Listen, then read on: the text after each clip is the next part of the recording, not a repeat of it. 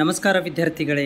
DCET calendar ಇವೆಂಟ್ಸನ್ನು ಅಂದರೆ KE ಮುಖಾಂತರ counselling ಪ್ರೊಸೆಸ್ಸನ್ನು ಒಂದು ಕ್ಯಾಲೆಂಡರ್ ಅಪ್ಡೇಟನ್ನು ಮಾಡಲಾಗಿದೆ.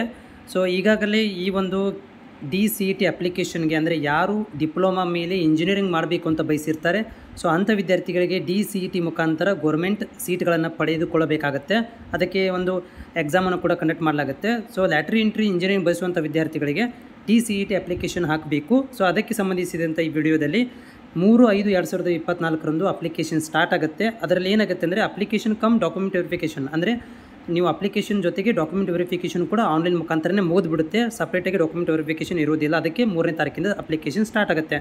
ಆನ್ಲೈನ್ ಮೂಲಕ ಅರ್ಜಿ ಸಲ್ಲಿಸಲು ಕೊನೆಯ ದಿನಾಂಕ 15/5/2024 ಕೊನೆಯ ದಿನಾಂಕ ಇರುತ್ತೆ. ಮತ್ತು ಶುಲ್ಕ ಪಾವತಿ ಮಾಡಲಿಕ್ಕೆ 18 ತಾರೀಕು ತನಕ ಇರುತ್ತೆ.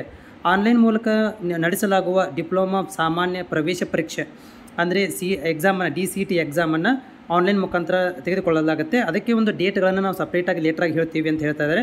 ಸೊ ಇದೊಂದು ಅಪ್ಡೇಟು. ಮತ್ತು ನಾನು ಇನ್ನು ಮುಂದೆ ಕಂಟಿನ್ಯೂಸ್ ಆಗಿ ನಿಮಗೆ DCETಗೆ ಸಂಬಂಧಿಸಿದಂಥ ಅಪ್ಡೇಟ್ ಕೂಡ ಮಾಡ್ತಾ ಹೋಗ್ತೇನೆ. ನಮ್ಮ ಚಾನಲ್ಗೆ ಹೊಸಬರಾಗಿದ್ದರೆ ಸಬ್ಸ್ಕ್ರೈಬ್ ಕೂಡ ಮಾಡ್ಕೊಳ್ಳಿ.